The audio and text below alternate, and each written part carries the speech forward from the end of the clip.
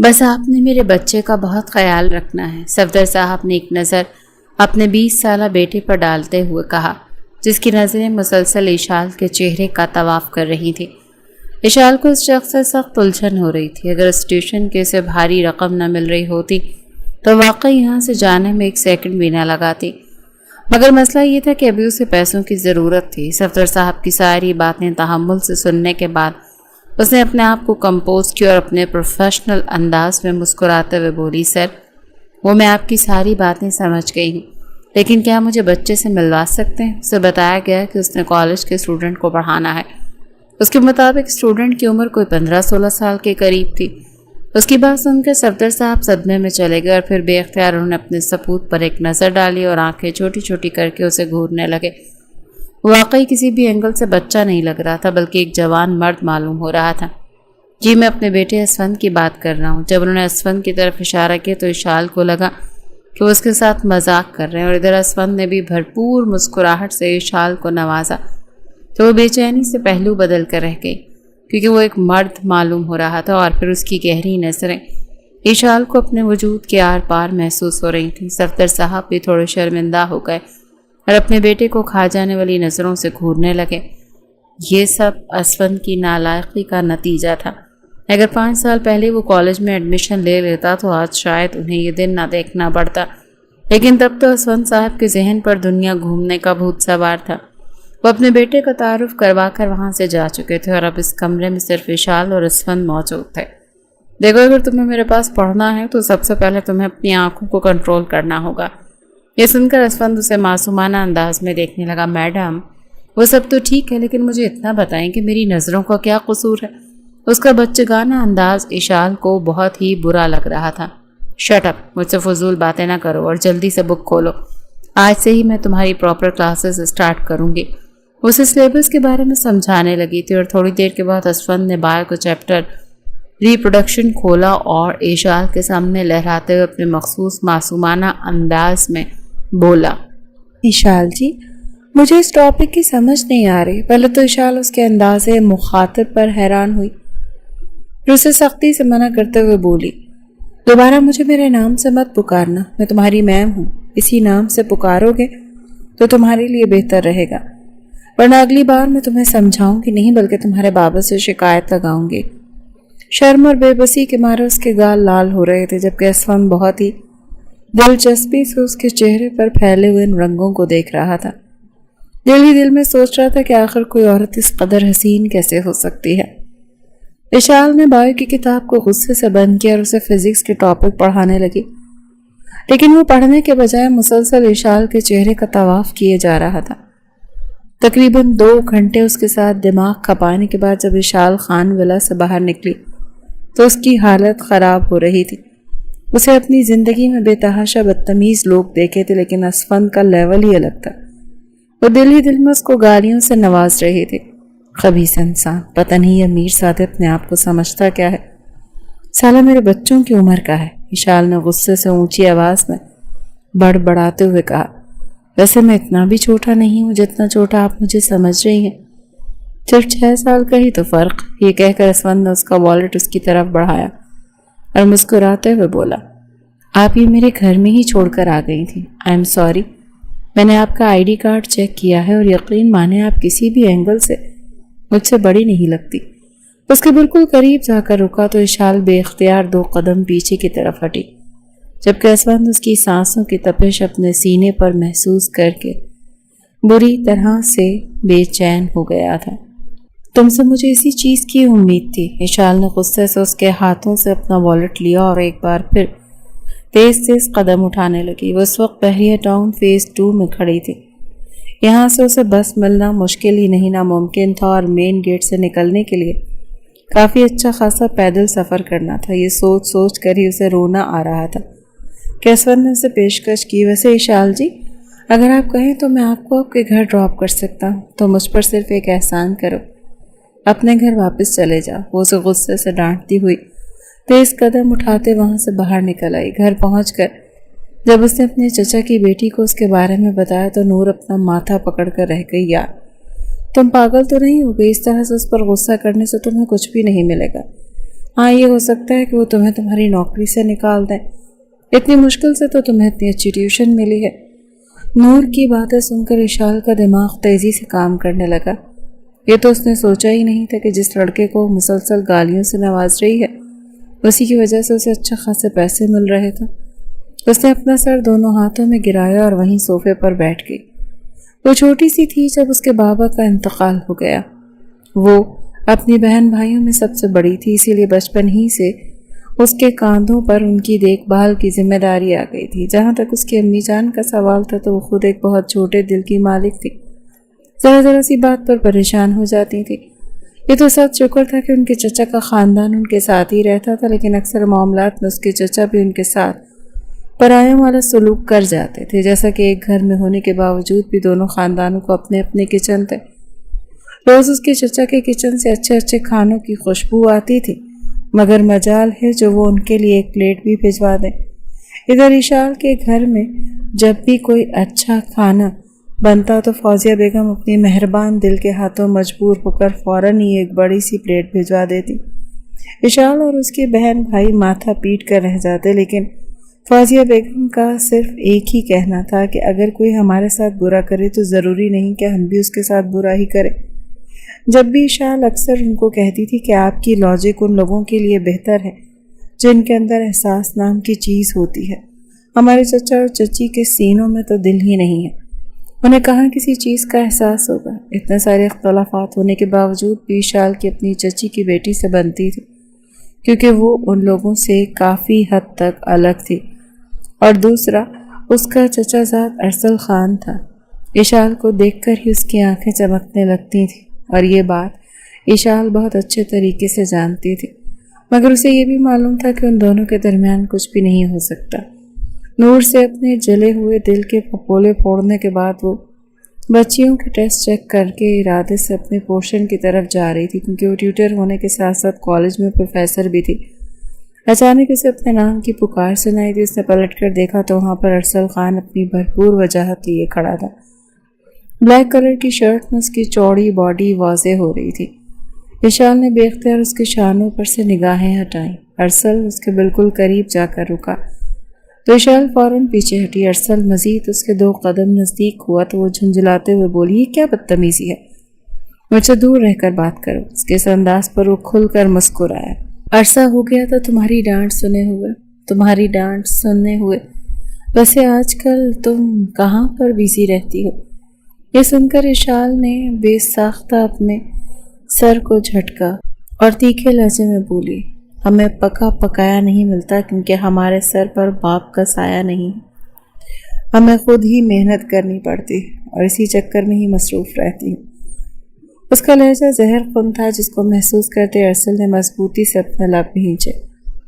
تمہارے اندر اتنی کڑواہٹ کیوں کھلی ہوئی؟ اب کی بار اشال نے اسے بے چینی سے دیکھا، جیسے اسے افسوس ہو رہا ہو کہ ارسل اس بات کی وجہ نہیں جانتا، اور پھر اس کی آنکھوں میں جھانکتے ہوئے 2 ٹوک لہجے میں بولی، مسٹر ارسل، میں ایسی ہی ہوں، اتنی ہی کڑوی اور بد زبان۔ آپ کے لیے بہتر یہی ہوگا کہ آپ مجھ سے کم ہی بات کیا کریں۔ وہ وہاں سے جانے لگی کہ ارسل نے بے اختیار اس کا بازو پکڑے اسے اپنے ایک جھٹکے سے کھینچا تو وہ توازن برقرار نہ رکھ سکی اور ارسل کے سینے سے جا کر لگی۔ اس سے پہلے کہ اس میں جنگلی بلی کی روح آتی وہ اس کا منہ نوچ ڈالتی۔ ارسل نے کمال پھرتی کا مظاہرہ کرتے اس کے دونوں ہاتھوں کو قید کر لیا۔ یہ کیا بدتمیزی ہے، تم ہوش میں تو ہو؟ تمہاری ہمت بھی کیسے ہوئی میرے نزدیک آنے کی؟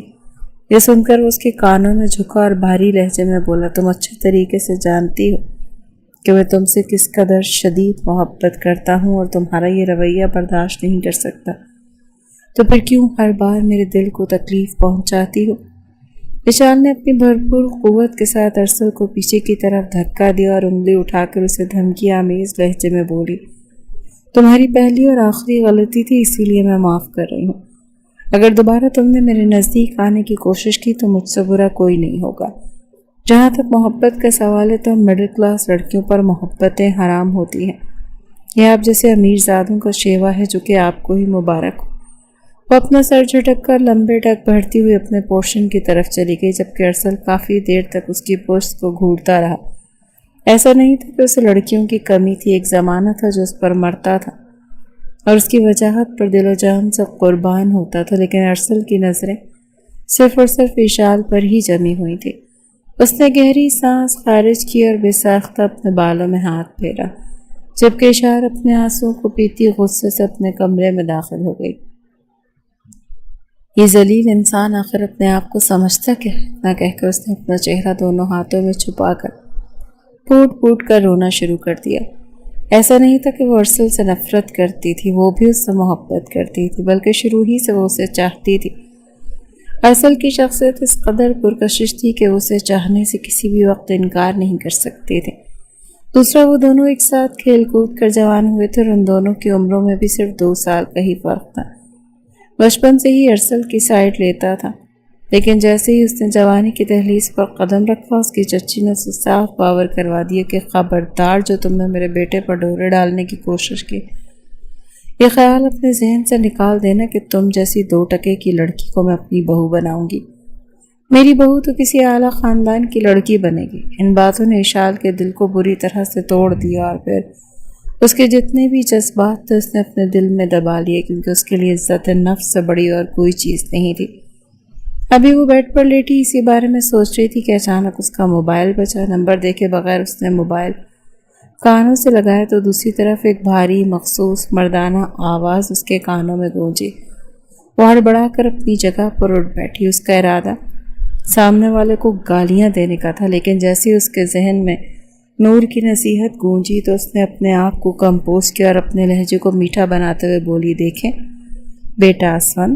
دوسری طرف بیٹھے اسون کے وجود کو زوردار جھٹکا لگا۔ وہ اپنی جگہ پر اٹھ کھڑا ہوا اور تڑپتے ہوئے بولا، دیکھیں اشال جی، مجھے بیٹا کہہ کر نہ پکاریں۔ میں ہر چیز برداشت کر سکتا ہوں، لیکن یہ لفظ میرے لیے ناقابل برداشت ہے۔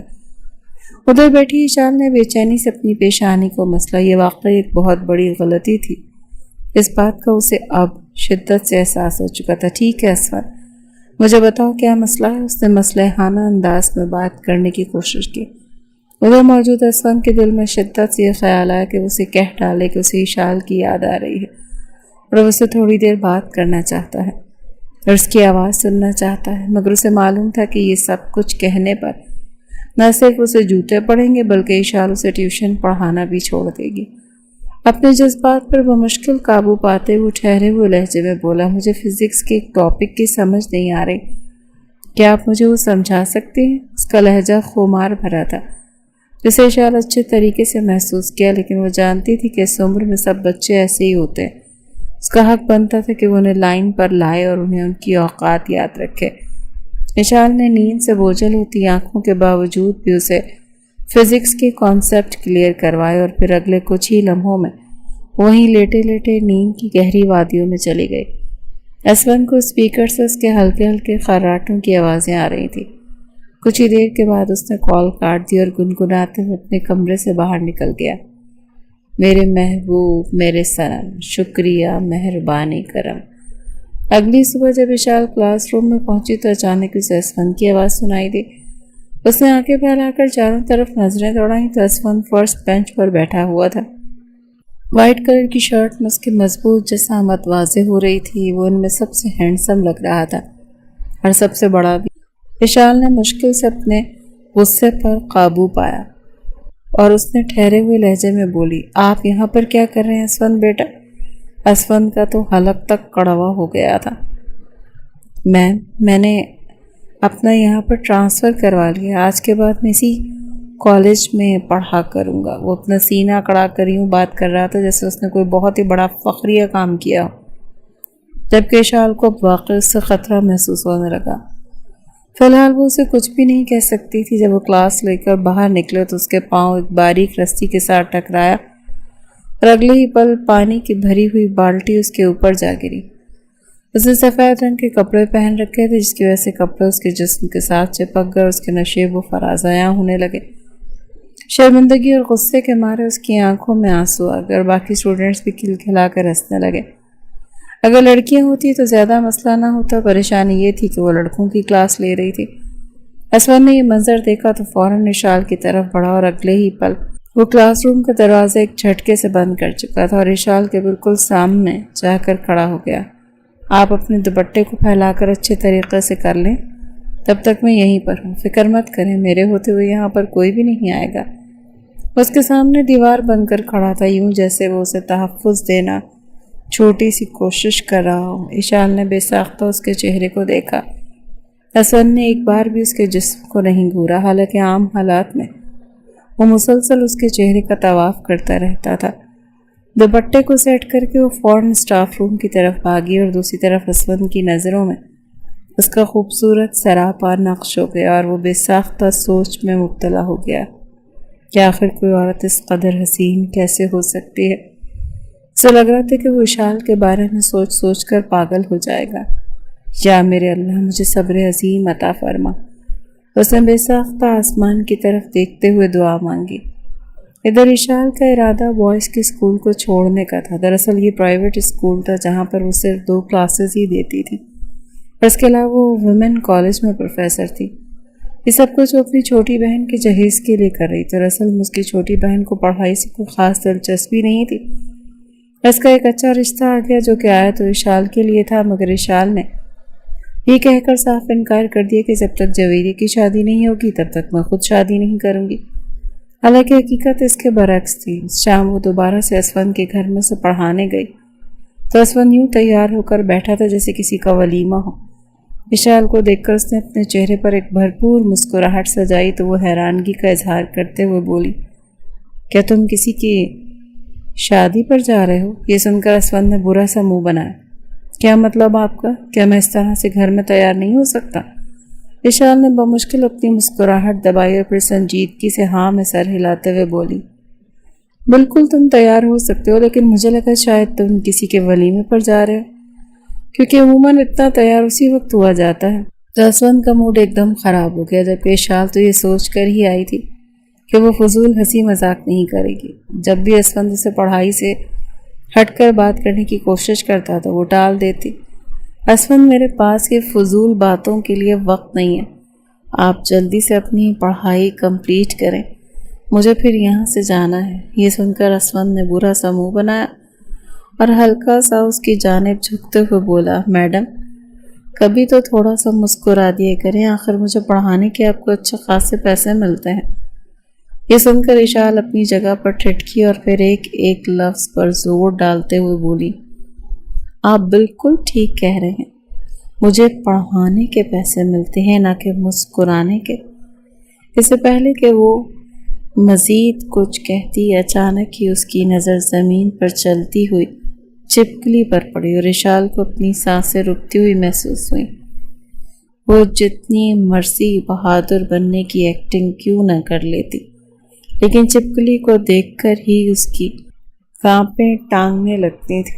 अभी भी उसके वजूद को खौफ से लड़ता हुआ देखकर असफन को हैरत का झटका लगा। मैम आप ठीक तो हैं? उसने इतना ही कहा था कि अगले ही पल छिपकली ने भी छलांग लगा दी, जो कि अमूमन कम वाक़यात में ही होता था, और उसके साथ इशाल ने भी छलांग लगाई। वो डर के मारे सोफे पर चढ़ गई और उछलने लगी। असफन एक पल के लिए तो घबरा गया, लेकिन जब वजह उसकी समझ में आई तो उसके लबों पर शैतानी मुस्कुराहट फैल गई। असफन इसको यहाँ से भगाओ प्लीज़, इसको जल्दी से बाहर निकालो। ये सुनकर असफन इत्मीनान से सोफे पर टांग चढ़ाकर बैठा और कांधे उचकाते हुए बोला, वो मेरी फुप्पो की बेटी नहीं है मैडम, जो मेरी बात मान लेगी वो अपनी मर्जी से यहाँ से जाएगी, तब तक आपको भी इसे बर्दाश्त करना होगा। ये सुनकर इशाल ने उसे खा जाने वाली नज़रों से देखा। तुम मेरे स्टूडेंट हो, मैं तुम्हें जो कह रही हूँ खामोशी से करो। असफन ने एक बार फिर से अपने सर को झटका। आप ठीक कह रही हैं, मैं आपका स्टूडेंट हूँ, मेरा काम सिर्फ आपके पास पढ़ना है, आपकी हर बात मानना नहीं। यूँ लग रहा था जैसे वो इशाल से उसकी बातों का बदला ले रहा हूँ। असफन मैं तुम्हें आखिरी वार्निंग दे रही, वरना मैं तुम्हें फेल कर दूंगी और तुम्हारे बाबा से भी तुम्हारी शिकायत लगाऊंगी, बल्कि मैं तुम्हें ट्यूशन पढ़ाना ही छोड़ दूंगी। आखिरी धमकी वाकई कारआमद साबित हुई। असफन एहसान करने वाले अंदाज में उठा और फिर अगले ही 2 ही मिनटों में वो छिपकली को वहाँ से बाहर निकाल चुका था। इशाल अभी तक सोफे पर चढ़ी हुई थी। इशाल जी अब आप नीचे आ सकती हैं, वो वहाँ से जा चुकी है। ये सुनकर इशाल के दिल को ठंडक पहुँची और वो इत्मीनान के साथ सोफे के साथ टेक लगा कर बैठ गई।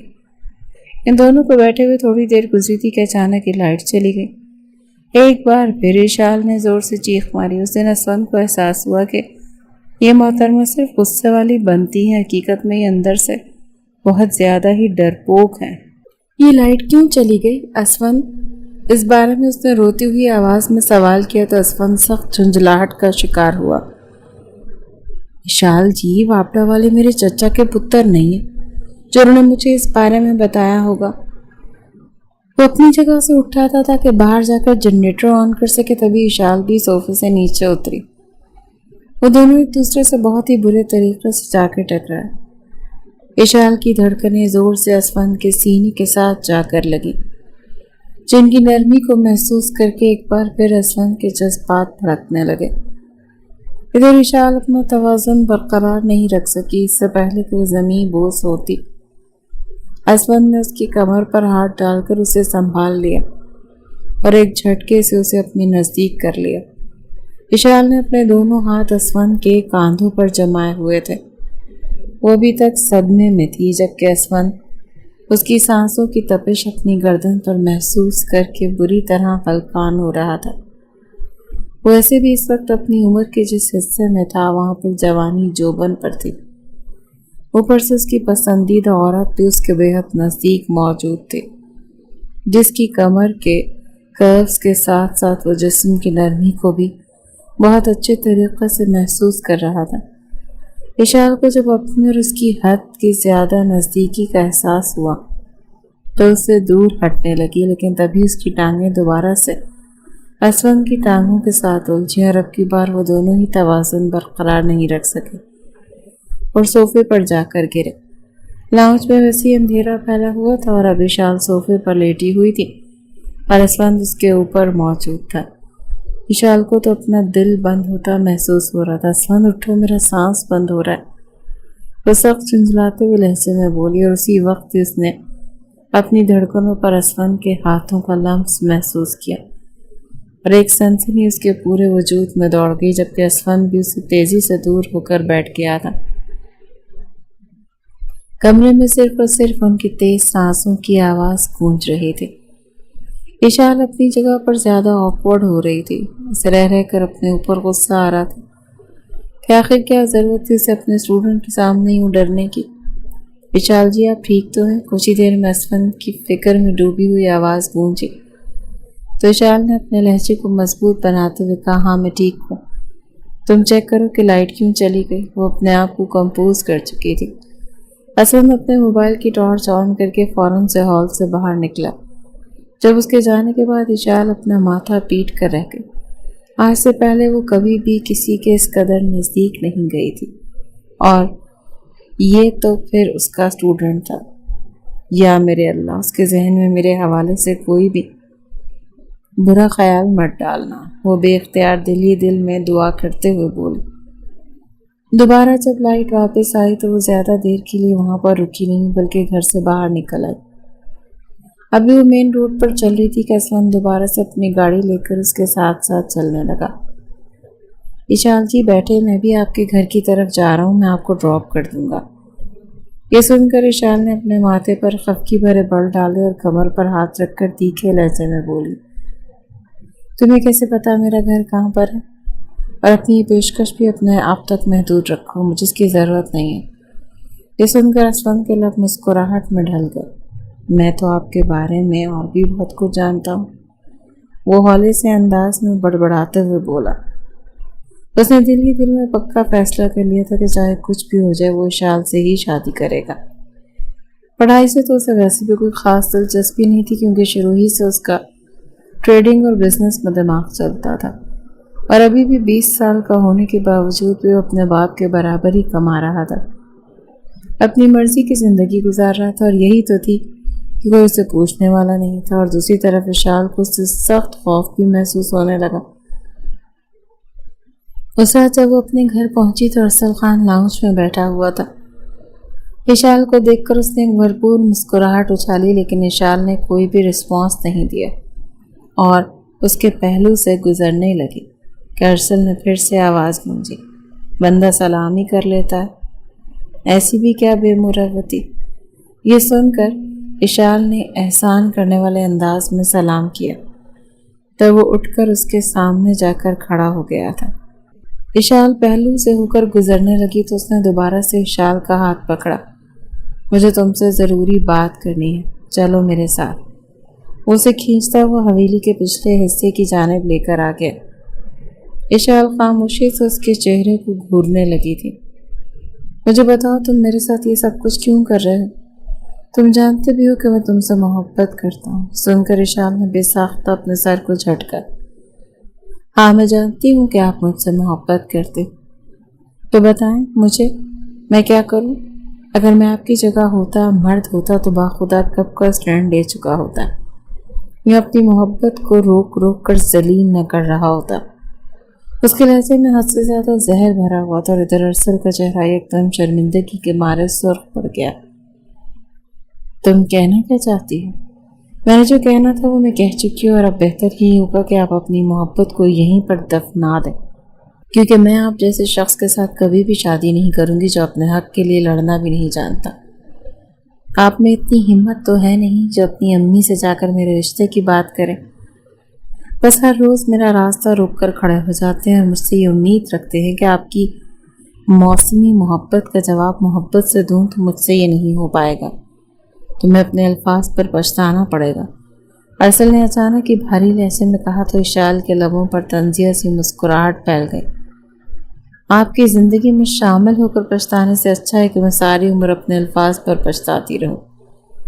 اب کی بار ارسل نے مضبوطی سے اپنا لب کھینچے۔ میں تم سے صاف انداز میں بات کرنے کے لیے آیا تھا کہ ہم دونوں مل کر اسٹینڈ لے رہیں گے، لیکن لگتا ہے کہ تم اپنے دل میں کسی اور کو بسا کر بیٹھی ہو۔ خیر، اب میں تمہیں مزید پریشان نہیں کروں گا۔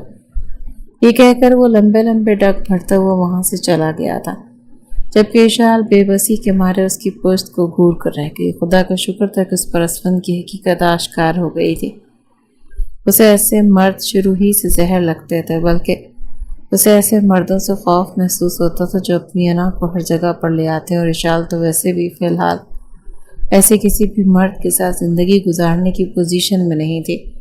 اگلی صبح اس کی چچی جان مٹھائی لے کر اس کے گھر پہنچ گئی اور اشال کو گھورتے ہوئے تیکھے لہجے میں بولی، میں نے اسفند کا رشتہ اپنی بہن کی بیٹی سے کر دیا، پڑھی لکھی امیر بچی ہے۔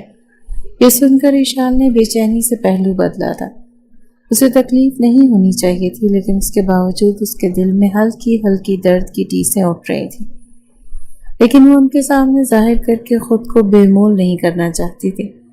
اس نے بڑا سا گلاب جامن اٹھایا اور مسکراتے ہوئے بولی، تو چلیں چچی جان، آپ کو بہت بہت مبارک ہو۔ کم از کم اب سے آپ دوسروں کی بیٹیوں کے کردار پر وار کرنا تو ختم کر دیں گی۔ یہ سن کر اس کی چچی نے اسے خون خوار نظروں سے دیکھا، لیکن اشال کو پرواہ ہی کہاں تھی۔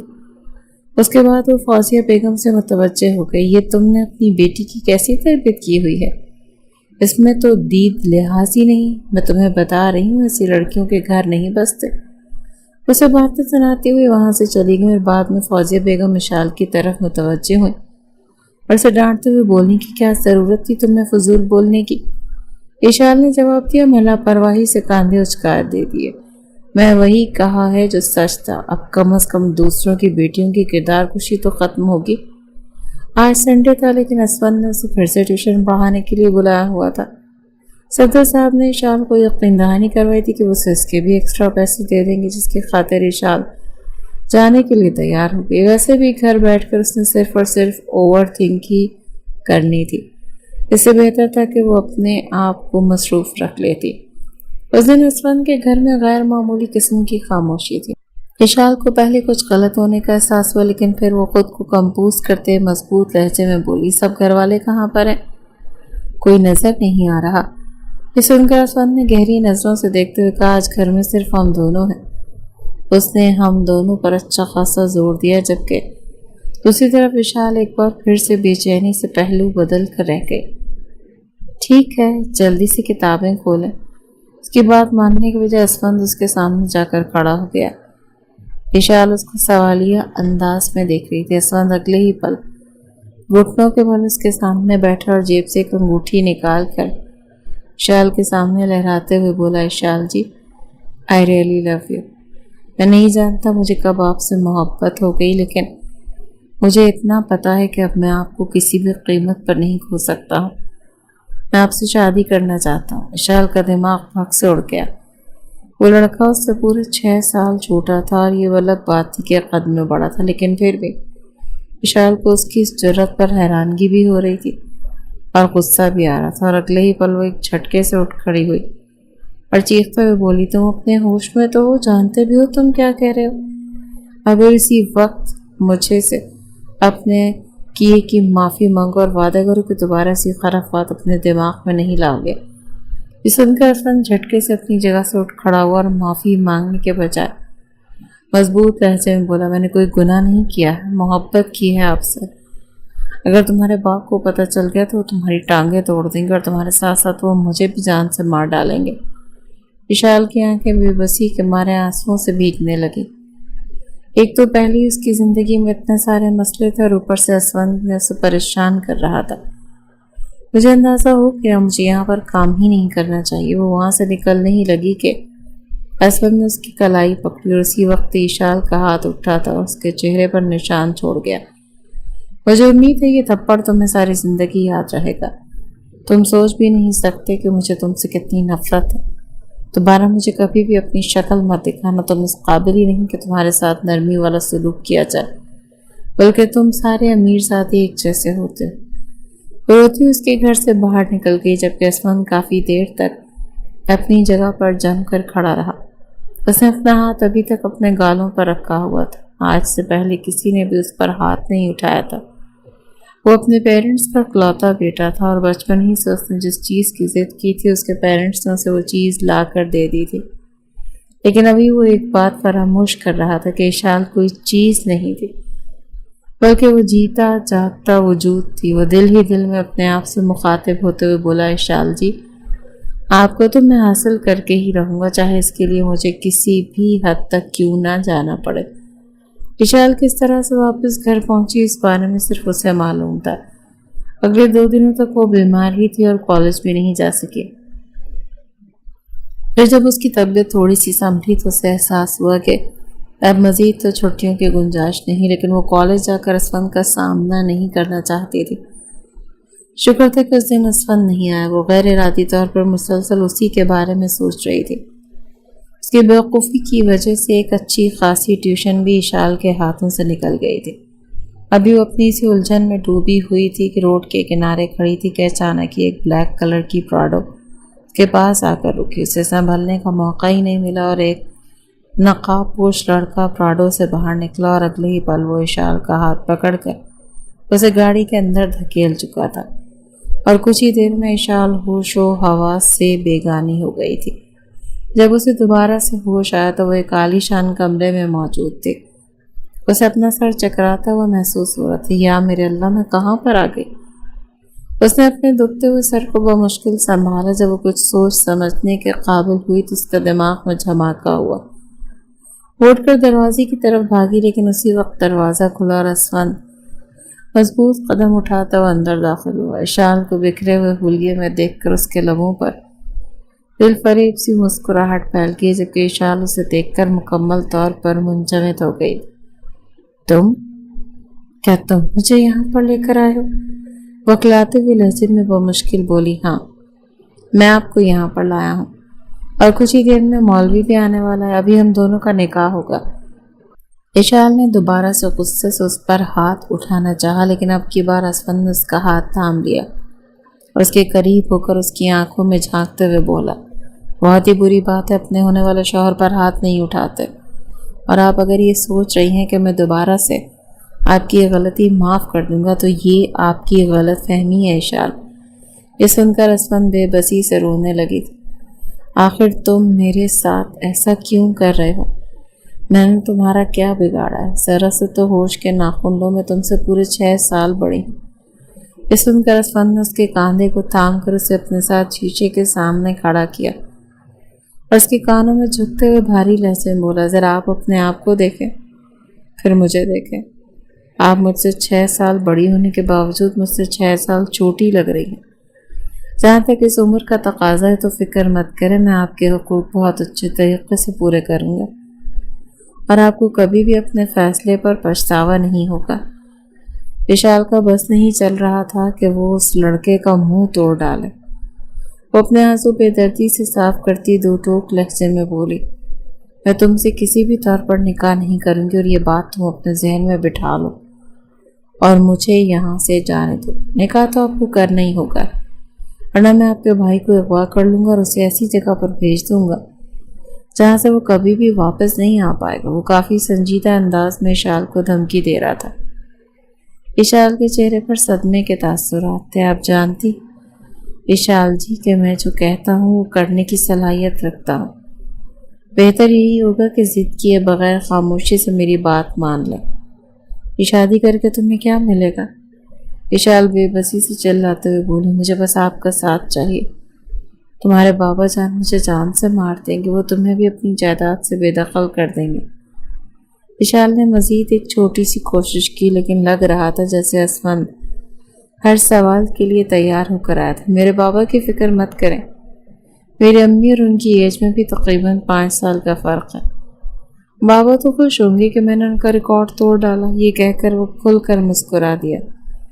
ادھر اشال اپنا ماتھا پیٹ کے رہ گئی۔ ایک تو پہلی اس کی زندگی میں حد سے زیادہ مسئلے تھے، اوپر سے یہ لڑکا اس کے سر پر مسلط ہو گیا تھا۔ اس کے لاکھ انکار کے باوجود بھی اسفند نے نکاح کر لیا۔ وزیر اشال پر یہ راز بھی آشکار ہو گیا کہ وہ بلا شبہ عمر میں اس سے بڑی تھی، لیکن اس کے باوجود بھی وہ حد سے زیادہ کمزور تھی، طاقت کے معاملے میں بھی اور ہمت کے معاملے میں بھی۔ جب سب مہمان وہاں سے رخصت ہوئے تو اسفند اشال کی طرف بڑھا۔ ادھر اشال کا دل ڈوبنے لگا۔ وہ بے چینی سے پیچھے کی طرف کھسکی۔ دیکھو، میرے ساتھ فری ہونے کی کوشش مت کرنا۔ اسے یہ سب کچھ بہت عجیب لگ رہا تھا۔ اسفند نے اگلے ہی پل اس کی کمر پر ہاتھ رکھا اور اسے اپنے نزدیک کر لیا۔ اشال ایک بار پھر سے اس کے سینے کے ساتھ جا کر لگی۔ اسفند نے ٹھوڑی پکڑ کر اس کا چہرہ اٹھایا اور اسے سوچنے سمجھنے کا موقع دیے بغیر ہی اس کے ہونٹوں کو اپنی دسترس میں لے لیا۔ اس کا انداز استحقاق بھرا ہوا تھا۔ وہ ثابت کر رہا تھا کہ وہ اس پر پورا حق رکھتا ہے اور اب جب چاہے اپنا حق وصول کر سکتا ہے۔ اشال تو کافی دیر تک سنبھل ہی نہیں پائی۔ اس کے چہرے پر بے یقینی کے تاثرات پھیلے۔ یہ دیکھ کر اسفند دل ہی دل میں محسوس ہو رہا تھا، اگر آپ کو لگتا ہے میں آپ سے شرماتا ہوں تو یہ آپ کی غلط فہمی ہے۔ اشال نے اسے آنکھیں چھوٹی چھوٹی کر کے غصے سے گھورا۔ مجھے اس طرح سے نہ دیکھیں اشال جی، ورنہ میں خود پر کنٹرول نہیں رکھ پاؤں گا۔ وہ خمار بھرے لہجے میں کہتا اسے ایک بار پھر سے اپنے بازوؤں میں بھر چکا تھا۔ اشال کا قد مشکل 5 فٹ 4 انچ تھا، جبکہ وہ خود 6 فٹ اور 2 انچ تھا۔ اشال اس کے بازوؤں میں مکمل طور پر چھپ گئی تھی۔ وہ اپنی انگلیوں سے مسلسل اس کی کمر کو سہلا رہا تھا۔ اشال کی سانسیں پھولی ہوئی تھی۔ اس پر ایک اور چیز آشکار ہو گئی کہ اسفند جو کچھ کہتا ہے وہ کر گزرنے کی صلاحیت رکھتا تھا۔ چھوڑ دو مجھے، میں فی الحال اس سب کے لیے تیار نہیں، اشال نے دھیمی آواز میں کہا تو اسفند نے بہت ہی آہستگی سے اسے خود سے الگ کر دیا۔ آپ جب اس طرح سے نرمی سے بات کرتی ہیں تو مجھے بے حد اچھی لگتی ہے، اور آپ کے علم میں اضافہ کرتے ہوئے کہ آپ کو یہ بھی بتاتا چلوں کہ میں آپ سے تبھی آپ کی بات مانا کروں گا جب آپ مجھ سے پیار سے بات کیا کریں گے۔ یہ کہہ کر اس نے اشال کے ہونٹوں کو انگوٹھے کی مدد سے دوبارہ سے مسئلہ تو وہ بے چینی سے پیچھے کی طرف ہٹی۔ وہ بھی ایک پل کے لیے فراموش کر چکی تھی کہ وہ اس سے عمر میں بڑی ہے، کیونکہ اسفند اسے احساس ہی نہیں ہونے دے رہا تھا۔ وہ ہر بار اس پر قابض ہو جاتا تھا، اور وہ بھی پورے حق کے ساتھ۔ کیا تم نے سوچا ہے جب تمہارے بابا کو پتہ چلے گا تو وہ تمہارا کیا حشر کریں گے؟ اشال نے ایک بار پھر سے اسے ڈرانے کی کوشش کی، جب سے اندر ہی اندر وہ خود بھی خوف کے مارے لرز رہی تھی۔ اسفند نے جواب میں کاندھے اچکائے، وہ زیادہ کچھ بھی نہیں کریں گے، بس دھوم دھام سے ہم دونوں کی شادی کروا دیں گے۔ اشال کا دل کرا تھا وہ دھاڑے مار کر رونا شروع کرتا۔ جب زمانے والوں کو پتہ چلے گا کہ وہ اپنے شوہر سے عمر میں 6 سال بڑی ہے تو سب لوگ اس پر ہنسیں گے۔ اپنے انہی خیالات کا اظہار جب اس نے اسفند کے سامنے کیا تو اس کا ہاتھ تھامتے ہوئے اسے تسلی دیتے ہوئے بولا، لوگوں کی باتوں کی مجھے کبھی بھی پرواہ نہیں رہی۔ ویسے بھی بڑی عمر کی لڑکی سے شادی کرنا کوئی گناہ تو نہیں، یہ تو سمجھداری کا کام ہے، مزے بھی زیادہ ملتے ہیں۔ بس اپنی آخری بات پر اچھا خاصا زور ڈالا تو اشال اس کو گھور کر رہ گئی۔ اسود کی نظریں بار بار بھٹک کر اس کے بھرے بھرے سینے پر جا کر رک رہی تھی، جو کہ اس کے جذبات کو بری طرح سے بہکا رہا تھا۔ خود کے کنٹرول کرنا کتنا مشکل ہوتا ہے، آج اسے اس چیز کا احساس ہو رہا تھا۔ اس کی نظریں محسوس کرتے ہٹنے ہی لگی تھی اشال کے اسود نے ایک بار پھر سے اسے اپنی قربت میں لیا اور اس کے سینے کی نرمی کو اپنے ہاتھوں میں دبا کر محسوس کرنے لگا۔ اشال کے منہ سے دبی دبی سی سسکیاں نکل رہی تھی۔ وہ ایک بار پھر سے ہلکان ہونے لگی، لیکن تبھی اسود کا موبائل بجا تو وہ ہوش کی دنیا میں واپس آیا اور اگلے 1 گھنٹے میں اسود نے اسے اس کے گھر ڈراپ کر دیا، لیکن وہ اسے یہ باور کروانا نہیں بھولا کہ وہ مکمل طور پر اشال پر حق رکھتا ہے۔ کمرے میں جانے کے بعد اشال ایک بار پھر سے اپنے بیڈ پر گر کر پھوٹ پھوٹ کر رونے لگی۔ اسے سمجھ نہیں آ رہا تھا کہ وہ اس بارے میں کس کو بتائے۔ ماضی کے سارے غم اسے ایک ساتھ یاد آ گئے۔ سب سے زیادہ غصہ اسے ارسل پر آ رہا تھا کہ اگر وہ بزدلی کا مظاہرہ نہ کرتا تو شاید آج وہ اس کی منگیتر ہوتی، لیکن تب بھی کون سا اسے کوئی فائدہ ہونا تھا۔ اسفند جیسا امیر زادہ کہاں کسی کی سن کر رکنے والا تھا۔ رات کے وقت اشال نے دل ہی دل میں فیصلہ کیا کہ وہ اسفند پر روب جمائے گی اور اس کو اپنی منمانی کرنے کی اجازت نہیں دے گی، اور یہی وہ اسے ایک حد سے گزرنے کی پرمیشن دے گی۔ اسی بارے میں سوچتے وہ گہری نیند کی وادیوں میں چلے گی کہ اچانک ہی اسے اپنے بالوں میں کسی کی انگلیوں کے لمس کا احساس ہوا اور اپنے چہرے پر تپش محسوس ہوئی۔ اس نے پٹ سے آنکھیں کھولی تو اسفند اس کے چہرے پر جھکا ہوا تھا۔ اشال تو خوف کے مارے چلانے لگی تھی کہ اسفند نے مضبوطی سے اس کے لبوں پر اپنا ہاتھ جمایا اور اسے خفگی سے گھورتے ہوئے بولا، کیا کر رہی ہے اشال جی؟ کیا سب کو جگانے کا ارادہ ہے؟ سن کر اشال نے اسے تیکھی نظروں سے دیکھا۔ تم یہاں پر اس وقت کیا کر رہے ہو؟ مجھے آپ کی یاد آ رہی تھی، اسی لیے آپ سے ملنے کے لیے چلا آیا۔ یہ کہہ کر اسفند نے اس کے بالوں کی لٹ کو اپنی انگلی کے گرد لپیٹ کر گھمایا تو اشال نے بے ساختہ جھرجھری لی اور اسے ایک بار پھر سے سمجھانے کی کوشش کرنے لگی۔ دیکھو اسفند، میں سمجھتی ہوں کہ ابھی تمہاری عمر ایسی ہے اور تم جذباتی ہو جاتے ہو، لیکن زندگی بھر کے فیصلے ایسے نہیں ہوتے۔ شادی کوئی گڈے گڑیا کا کھیل نہیں۔ اسفند نے اگلے ہی پل اشال کے لبوں پر انگلی رکھ دی۔ میں آپ سے بھی زیادہ بہتر طریقے سے جانتا ہوں اشال جی، میں نے یہ فیصلہ بہت سوچ سمجھ کر کیا ہے۔ اس سے پہلے کہ مزید کچھ کہتا اشال ایک دم ہی پھٹ پڑی۔ بس بہت ہو گیا، اب اس کے بعد ایک لفظ بھی نہیں کہنا۔ اسفند نے مضبوطی سے اپنے لب بھینچ لیے۔ دوسری اور اہم بات کی، مجھے اپنا کھلونا سمجھنے کی غلطی کسی بھی صورت نہ کرنا۔ میں اگر ابھی چاہوں تو پولیس میں جا کر تمہارے خلاف رپورٹ درج کروا سکتی ہوں۔ اسفند نے یہ سنا تو اطمینان سے بیٹھ کے ساتھ ٹیک لگاتے ہوئے بولا، تو پھر جائیں، جا کر رپورٹ کروائیں۔ یقیناً آپ اس دنیا کی پہلی بیوی ہوں گی جو یہ کام کرے گی۔ اشال نے درمیان میں اس کی بات کاٹی۔ تم نے آخر بیوی کے رشتے کو کیا سمجھ لیا ہے؟ اگر تمہیں لگتا ہے کہ یہ صرف جسمانی لذت ہے تو یہ تمہاری بہت بڑی غلط فہمی ہے۔ میاں بیوی کا رشتہ اس سے بہت آگے بڑھ کر ہوتا ہے۔ لیکن تمہیں اس بارے میں کیا پتا؟ تم تو ابھی ایک چھوٹے سے بچے ہو جسے اپنے آپ کو سنبھالنا بھی نہیں آتا۔ مجھے کیا سنبھالے گا؟ یہ باتیں سن کر اسفند کی انا کو چوٹ پہنچی۔ وہ ایک جھٹکے سے اپنی جگہ پر اٹھ بیٹھا اور تیکھے لہجے میں بولا، میں کوئی چھوٹا بچہ نہیں، بہت اچھے طریقے سے جانتا ہوں کہ کیا کر رہا ہوں۔ اب کی بار اشال طنزی انداز میں مسکرا دی۔ اگر تمہیں پتا ہوتا تو کبھی بھی ایسی بیوقوفی نہ کرتے، اور ہاں، تم بچے ہونے کے ساتھ ساتھ ایک بزدل انسان بھی ہو، کیونکہ جو مرد ہوتا ہے نا، وہ ڈنکے کی چوٹ پر شادی کرتا ہے، سب لوگوں کے سامنے اپنی بیوی کو قبول کرتا ہے، لیکن تم جانتے ہو تم ابھی بھی اتنی ہمت نہیں کہ مجھے ساری دنیا کے سامنے قبول کر سکو، اور یہ فیکٹ ہے۔ اس کی باتیں اسفند کے دل کو چھلی کر رہی تھی۔ آپ مجھے چیلنج کر رہی ہیں اشال جی؟ وہ اسے تیکھی نظروں سے دیکھتے ہوئے بولا تو اشال نے بے ساختہ اپنا سر جھٹکا۔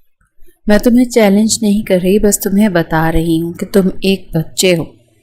اسد نے ایک دم ہی جذباتی ہو گیا۔ ٹھیک ہے، اگر آپ کو ایسا لگتا ہے تو میں آپ کی یہ غلطی دور کر دوں گا۔ آپ چاہتی ہیں کہ میں آپ کو ساری دنیا کے سامنے قبول کروں تو پھر ٹھیک ہے، اب کل میں اپنے پیرنٹس کو لے کر یہاں پر آؤں گا اور آپ کو رخصت کر کے لے جاؤں گا، پھر میں دیکھتا ہوں کہ کیسے کوئی آپ کو میرے ساتھ جانے سے روکتا ہے۔ اتنا کہہ کر وہ بیلکنی کے راستے سے واپس پلٹ گیا، جبکہ اشال ایک بار پھر سے اپنی جگہ پر منجمد رہ گئی تھی۔ اس کو لگ رہا تھا کہ وہ یہ باتیں جذباتی ہو کر رہا ہے اور کبھی بھی صفدر صاحب کے خلاف نہیں جائے گا۔ ادھر اسفند گھر میں داخل ہوتے ہی صفدر صاحب کے کمرے کی طرف بڑھا۔ بابا میں نکاح کر چکا ہوں۔ یہ سن کر صفدر صاحب تو اپنی جگہ ٹھٹک گئے اور اسے حیرانگی سے دیکھنے لگے۔ برخوردار، میں اس وقت مذاق کرنے کی پوزیشن میں تو بالکل بھی نہیں۔ یہ سن کر اسفند نے تیزی سے کہا، بابا میں آپ سے مذاق نہیں کر رہا، میں سچ بتا رہا ہوں۔ میں نے واقعی میں نکاح کر لیا، اور وہ بھی اشال جی کے ساتھ۔ اب کے بعد پانی کے فوارے کی صورت میں صفدر صاحب کے منہ سے نکلا تھا۔ وہ ایک جھٹکے سے اپنی جگہ پر اٹھ کھڑے ہوئے۔ تم پاگل تو نہیں ہو گئے ہو؟ یہ کیا کہہ رہے وہ تمہاری پروفیسر ہے اور تم سے… بابا، میں اچھی طرح سے جانتا ہوں کہ میں کیا کہہ رہا ہوں، اور اس میں ان کا کوئی قصور بھی نہیں۔ یہ نکاح میں نے زبردستی کیا، میں نے ان کو اغوا کیا تھا، اور اب میں چاہتا ہوں کہ میں ان کو عزت اور تحفظ دوں۔ اسی وقت ہی صفدر صاحب کا ہاتھ اٹھا اور اس کے چہرے پر نشان چھوڑ گیا۔ اسفند کا چہرہ ایک جانب جھکا تو اس نے مضبوطی سے اپنا لب بھینچے۔ تم سے بڑا بیوقوف انسان میں نے اپنی ساری زندگی میں نہیں دیکھا۔ الیکشن سر پر ہیں اور تم نے یہ تماشا لگا دیا۔ یہ سن کر اسفند کے لبوں پر دھیمی سی مسکراہٹ پھیل گئی۔ اسے اندازہ تھا کہ وہ الیکشن کا جائز طریقے سے استعمال کر سکتا ہے۔ وہ انہی کا اکلوتا بیٹا تھا، ان کی کل کائنات اس سے بے تحاشا محبت کرتے تھے، اور اسی لیے شروع ہی سے اس کی جائز اور ناجائز بات مانتے تھے۔ لیکن ان کے تو وہم و گمان میں بھی نہیں تھا کہ وہ اتنا بڑا قدم اٹھا لے گا۔ ابھی وہ اپنا سر پکڑے اس بارے میں سوچ ہی رہے تھے کہ ان کا موبائل بجا۔ اسکرین پر اشال کا نمبر جگمگا رہا تھا۔ ادھر انہوں نے موبائل کانوں سے لگایا، ادھر اشال نان سٹاپ شروع ہو گئی۔ کافی دیر سوچ بچار کے بعد بالآخر اشال اس نتیجے پر پہنچی کہ وہ اسفند کے بابا کو سب کچھ سچ سچ بتا دے گی، کیونکہ اس کے لیے ہینڈل کرنا بہت مشکل تھا۔ اس نے اسفند صاحب کو دو ٹوک انداز میں کہہ دیا تھا کہ آپ اپنے بیٹے سے میری جان چھڑوائیں، سے بولیں کہ مجھے آزاد کر دے، ورنہ میں پولیس میں جا کر رپورٹ درج کروا دوں گی۔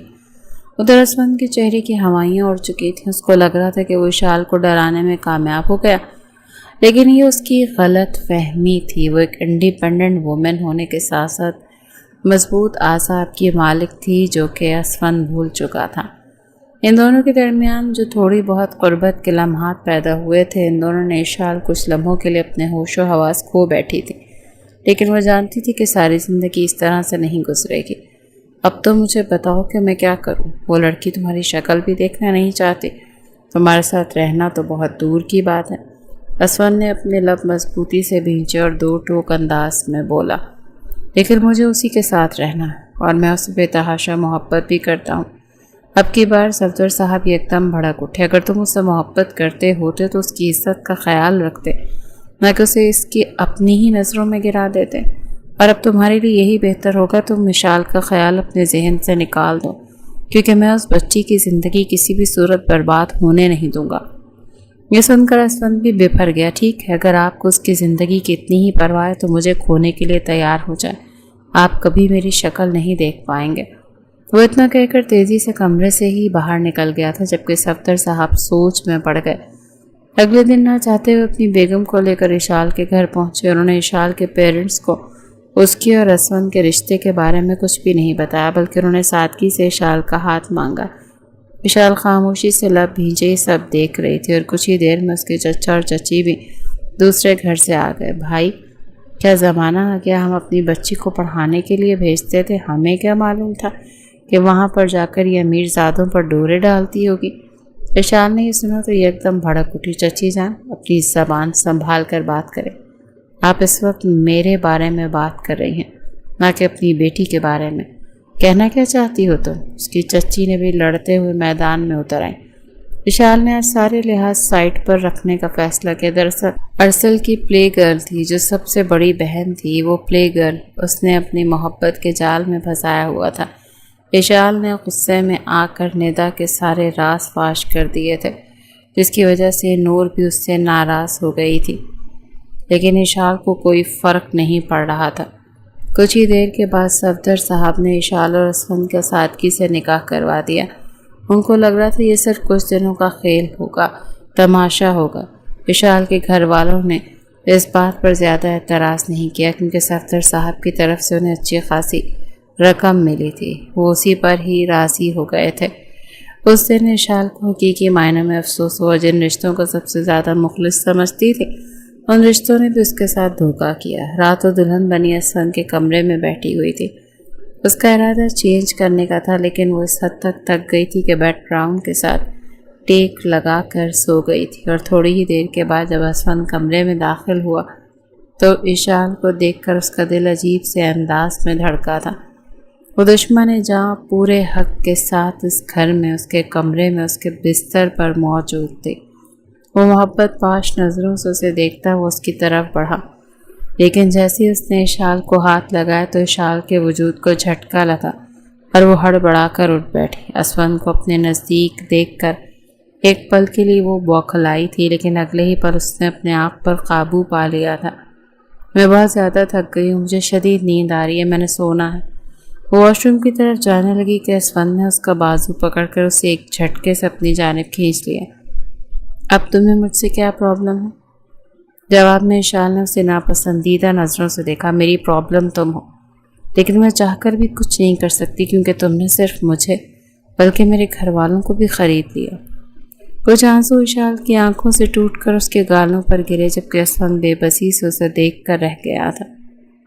میں واقعی میں نہیں جانتا کہ تم کس بارے میں بات کر رہی ہو، لیکن مسٹر اسفند، تمہارے بابا اس بارے میں بہت اچھے طریقے سے جانتے ہیں، اشال نے روکھے انداز میں جواب دیا، اور ان کو یہ بھی یقین ہے کہ جب تمہارا مجھ سے دل بھر جائے گا تو تم مجھے چھوڑ دو گے۔ اور اب میں تم سے ایک ریکویسٹ کرتی ہوں، کائنڈلی یہ کام تھوڑا جلدی کرنا، کیونکہ میرے لیے اس گھٹن زدہ ماحول میں رہنا بہت زیادہ مشکل ہے۔ اب کی بار اسفند کے صبر کا پیمانہ لبریز ہو گیا۔ بس بہت ہو گیا۔ کیا تم نے مجھے اتنا گھٹیا اور گرا ہوا سمجھ لیا ہے؟ میں تم سے شادی کی کیونکہ میں تم سے محبت کرتا تھا اور میں تمہیں کھونے سے ڈرتا تھا، اور اب میں اس وقت تک تمہارے نزدیک نہیں آؤں گا جب تک تم مجھے دل و جان سے قبول نہیں کر لیتی۔ وہ آپ سے تم پر آیا۔ اشال کو اس چیز کا احساس نہیں ہوا، لیکن اس کی بات کرنے کے طریقے سے وہ اندازہ لگا چکی تھی کہ اب وہ ہر حال میں اس پر اپنا حق مسلط کر کے ہی دم لے گا۔ اشال نے کالج جانا چھوڑ دیا اور اب وہ پورا دن گھر میں ہی رہتی، جہاں پر اسفند کی امی اسے صبح شام تانے دیتی رہتی، جن کو اپنے کان لپیٹ کر سنتی رہتی کیونکہ اب اسے اس چیز کی عادت ہو گئی تھی۔ دوسرا، اس نے باہر کی اسکالرشپ کے لیے بھی اپلائی کرنا سٹارٹ کر دیا تھا۔ جہاں تک اس کے گھر والوں کا سوال تھا تو صفدر صاحب ہر مہینے ایک موٹی رقم اس کے حوالے کر دیتے، جو کہ اس کے گھر والے بغیر کسی تردد کے لیتے تھے۔ اشال نے انہیں روکنے کی کوشش کی، لیکن اس کے بعد کسی نے بھی نہیں مانی، اس لیے وہ مکمل طور پر خاموش ہو گئی۔ اس نے فیصلہ کر لیا تھا کہ وہ صرف اپنے آپ کے لیے ہی زندگی گزارے گی۔ دوسری طرف جہاں تک اسفند کا سوال تھا تو اپنے بزنس میں حد سے زیادہ مصروف ہو گیا، اور پھر اگلے کچھ ہی مہینوں میں اس کا شمار شہر کے بڑے ترین بزنس مین میں ہونے لگا۔ ایک تو اسے اپنا سارا بچپن اور جوانی لندن میں گزاری تھی، اسی لیے وہ اپنی عمر سے تھوڑا سا بڑا لگتا تھا، لیکن ہینڈسم بھی بلا کا تھا۔ نظریں اس پر رک سی جاتی تھیں۔ اس کی کلاس کی لڑکیاں اس پر دل و جان سے مرنے کے لیے تیار تھیں۔ اس کی امی جان نے ایک دن اشال کے سامنے اسفند کو اپنی سہیلی کی دوست کے بارے میں بتانے کی کوشش کی تو یہ ایک دم بھڑک اٹھا۔ خدا کا واسطہ، یہ سب بس کر دیں، آپ تو اس طرح باتیں کر رہی ہیں جیسے اس سے میری شادی کروا کر دم لیں گی۔ آپ کے علم میں اضافہ کرتے ہوئے میں آپ کو بتاتا چلوں کہ میرے آلریڈی شادی ہو چکی ہے اور میں اپنی شادی میں بہت خوش ہوں۔ یہ کہہ کر وہ اشال کے پہلو سے گزرتا وہ اپنے کمرے میں چلا گیا، جبکہ اشال خاموشی سے اس کی پشت کو گھور کر رہ گئی۔ یہ سچ تھا کہ اسفند اس کی بہت عزت کرتا تھا، اس کی چھوٹی بڑی ضرورت کا خیال رکھتا تھا اور روز رات کو سونے سے پہلے اس سے معافی بھی مانگتا تھا۔ اشال جانتی تھی کہ اس کا دل بالکل صاف ہے، لیکن اس کے باوجود بھی اس کی طرف ہاتھ بڑھانے سے ڈرتی تھی۔ اسے اپنے ٹوٹنے سے ڈر لگتا تھا، اور پھر 2 مہینے گزرنے کے بعد وہ اپنے گھر رہنے کے لیے گئی تو وہاں اسے پتہ چلا کہ ارسل کی منگنی ٹوٹ گئی۔ اس کی ارسل سے ملاقات بھی ہوئی، اس کی حالت دیکھ کر حیران رہ گئی کیونکہ یہ ارسل تو نہیں تھا جو ہمیشہ فریش نظر آتا تھا۔ وہ دونوں بیٹھے باتیں کر رہے تھے، ان کے محبت کے علاوہ بھی ان دونوں کے درمیان ایک رشتہ تھا۔ وہ دونوں ایک دوسرے کے کزن تھے۔ تب ارسل اسے اپنی نظروں کے حصار میں لیتے ہوئے بولا، میں جانتا ہوں تم اس شادی سے خوش نہیں ہو، اور خوش کیسے ہوگی، وہ تم سے چھوٹا بھی تو ہے، اور وہ کبھی بھی تمہیں وہ خوشیاں نہیں دے سکتا جس کی تم حقدار ہو۔ یہ سن کر اشال کو تھوڑا سا برا محسوس ہوا، کیونکہ ایک بات جو اس نے ایکسپیرینس کی تھی وہ یہ تھی کہ جب سے وہ اسفند کی زندگی میں گئی تھی تب سے اس کی زندگی سے بلا وجہ کی ٹینشنز ختم ہو گئی تھی، اور جو تھوڑی بہت ٹینشنز تھی ان کو وہ کسی خاطر میں نہیں لاتی تھی۔ مسٹر ارسل، آپ کو غلط فہمی ہوئی ہے، میں شادی سے بہت خوش ہوں۔ اس نے شادی پر اچھا خاصا زور دیتے ہوئے کہا تو عجیب سے انداز میں ہنسنے لگا۔ تم مجھ سے جھوٹ نہیں بول سکتی، تمہاری آنکھیں سب کچھ بتا رہی ہیں۔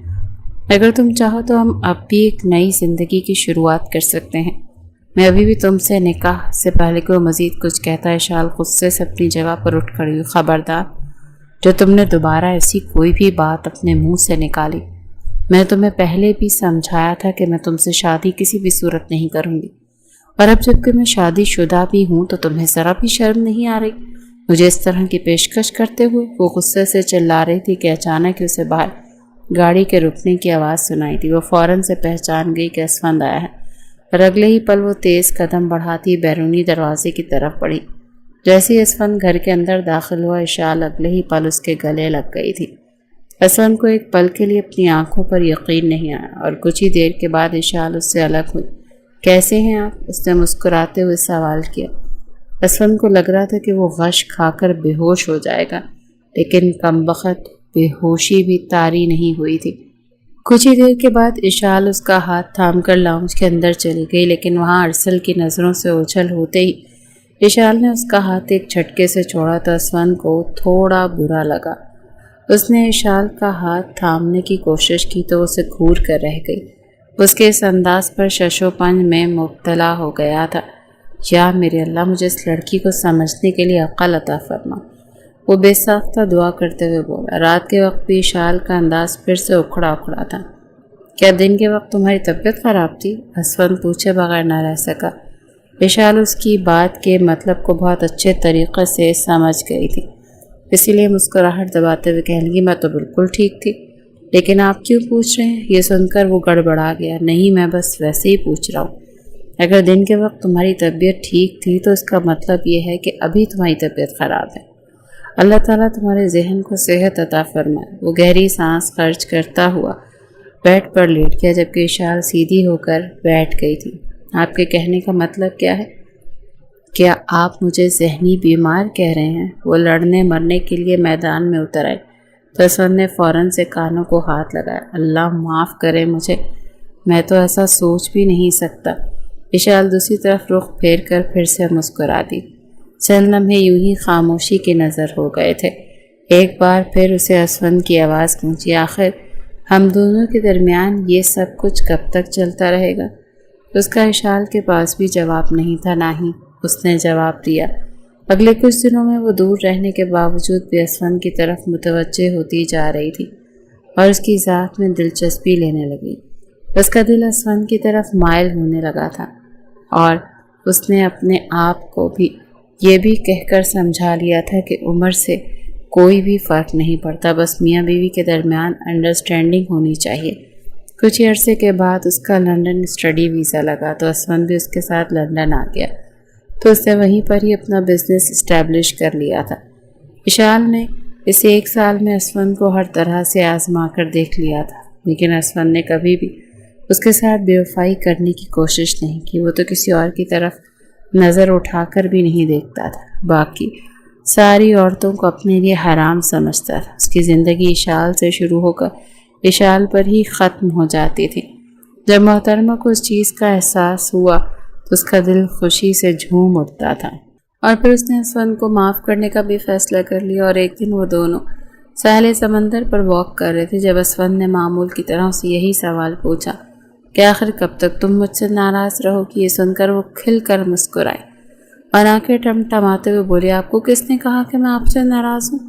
میرے دل میں آپ کے لیے کوئی بھی شکایت نہیں۔ اسفند کو اپنے کانوں پر یقین ہی نہیں آیا۔ اس کے بعد وہ تھام کر خوشی سے چہکتے ہوئے بولا، کیا تم سچ کہہ رہی ہو؟ اشال نے مسکراتے ہوئے ہاں میں گردن ہلائی تھی۔ آج اسے لوگوں کی کہی ہوئی ساری باتیں غلط معلوم ہو رہی تھی۔ جتنے بھی لوگ کہتے تھے کہ عورت کی عمر کے بڑے فرق کی وجہ سے رشتہ بے جوڑ لگتا ہے، وہ سب غلط تھا۔ بس مرد کو تحفظ والا اور محبت کرنے والا ہونا چاہیے، اور اشال کو ویسا ہی شخص مل گیا تھا۔ اسلم کو اس نے اپنا نصیب سمجھ کر قبول کر لیا تھا، اور وہ اپنے آپ کو بھی اسلم کے مطابق ڈھال چکی تھی۔ جہاں تک صفدر صاحب کا سوال تھا تو ان کی بھی پیشن گوئیاں غلط ثابت ہوئیں۔